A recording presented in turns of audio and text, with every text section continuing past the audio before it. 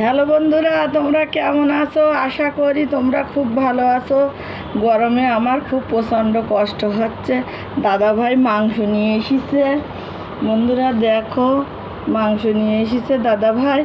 বলছে মাংস কষা কষা রান্না করো। আর এই আম নিয়ে এসেছে, বলছে আমের চাটনি করো। এই আমের চাটনি করো। তাই আমের চাটনি করবো, আর মাংসটা একটু কষা কষা করবো। গরমে ভালো লাগছে না, প্রচণ্ড গরম বন্ধুরা। আর এই থানকুড়ি, দেখো এই থানকুড়ি নিয়ে এসেছে দাদাভাই। এই থানকুড়ি খেতে খুব পছন্দ করে তোমাদের দাদাভাই। এই থানকুড়ি নিয়ে এসেছে।